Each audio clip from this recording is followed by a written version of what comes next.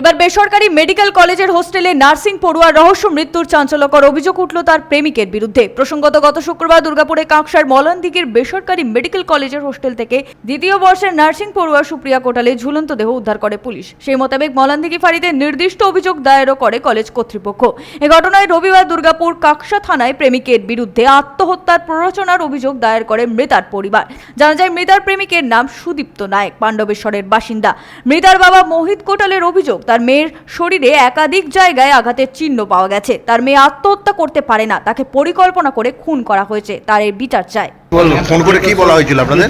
Phone করে বলে আপনার মেয়ে আইসিতে ভর্তি যায়, ইমিডিয়েটলি আসলে আমার মেয়ে একটু সুস্থ। 8টার সময় ফোন করেছি, রাত 11টার সময় ফোন সুস্থ, কী আইসিতে আমার ওয়াইফ।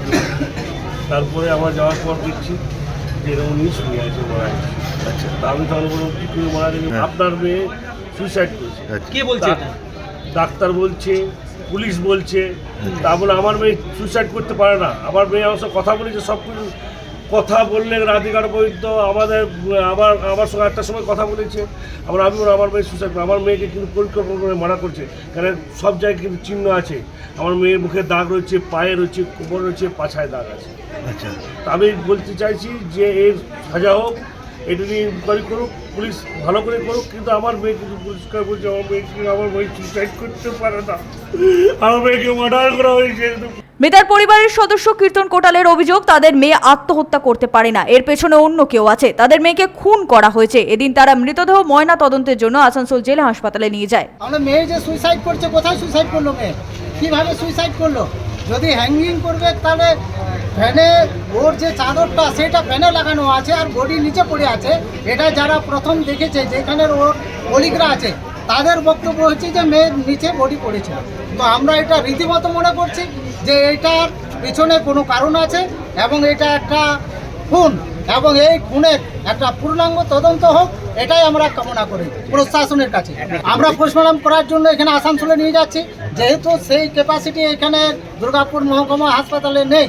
কারণ ডাক্তারবাবুরাও বললেন এবং পুলিশও বললেন যে আপনারা যদি করতে পারেন ভালো জায়গায়, তাহলে আসানসোলে নিয়ে যেতে হবে, এবং সেই মতো আমরা আসানসোলে নিয়ে যাচ্ছি বডি পোস্টমর্টমের জন্য। এ বিষয়ে বেসরকারি মেডিকেল কলেজ হাসপাতালে অতিরিক্ত সুপার ডক্টর রাজশ্রী বসু জানান, হোস্টেলের রুম থেকে এক ছাত্রীর দেহ পাওয়া গেছে। পুলিশ এর তদন্ত শুরু করেছে।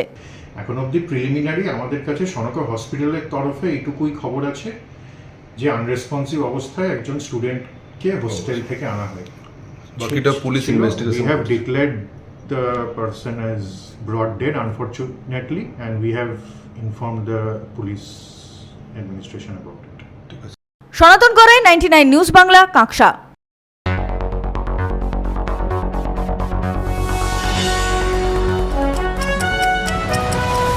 আপনারা দেখছেন 99 নিউজ বাংলা। বদলাবো আমরা।